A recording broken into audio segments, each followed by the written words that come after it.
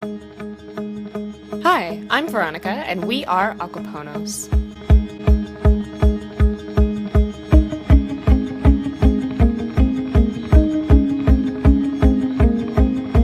We aim to provide access to nutritious and sustainably grown food in a way that's educational to the public through means of an aquaponics system.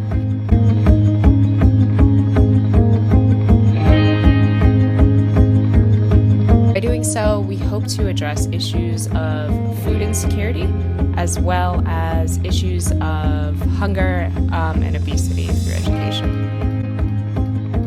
We believe aquaponics is a great solution for the issue we're trying to address because it combines two inherently flawed systems to form a better, more sustainable system.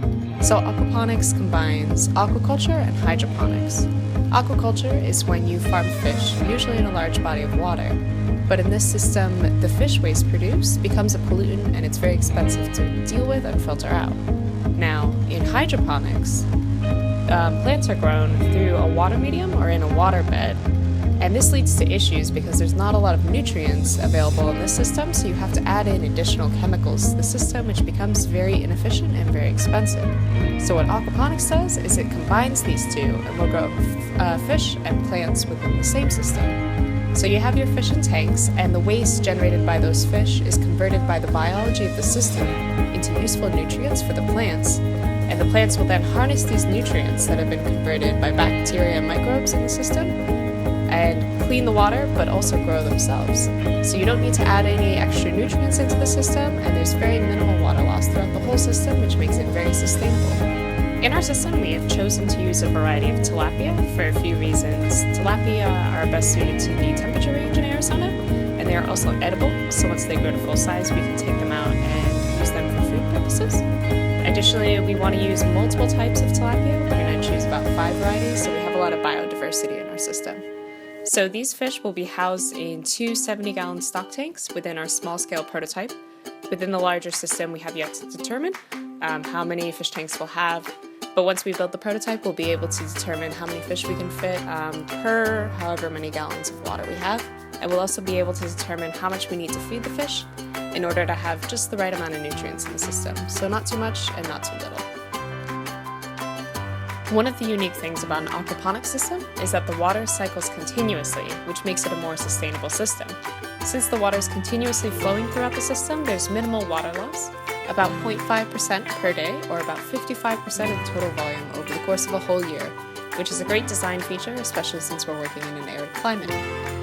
The aquaponics system works by taking the water from the fish tanks and then pumping it up into a top piping network that'll distribute the water over several different vertical growing towers, providing water to the plants, which is then returned to the fish. And the bacteria and microbes in the system will turn this fish waste, that's as like an ammonia sort of substance, into nitrites and nitrates that are useful for plants.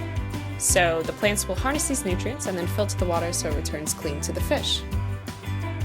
In our system, we've chosen to use media-based vertical growing towers. In the interest of being cost-effective, we purchased our own media, and then we built a tower around them using PVC gutter, which saved us a lot of money in our design.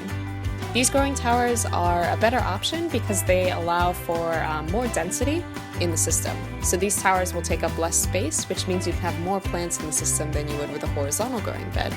We also pick these towers because you can put redworms in the media, and those redworms will help consume any solid waste that might build up in the system. We aim to use plants that are edible, such as leafy greens. We'd like to start out with 3 different types of plants: arugula, kale, and tomatoes.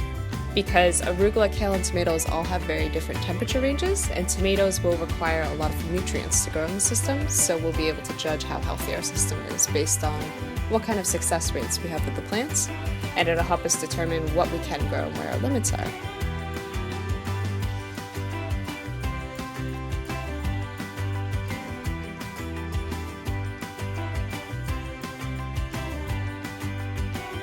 We are a very driven team and passionate about our project, and we hope to one day make a difference in the world.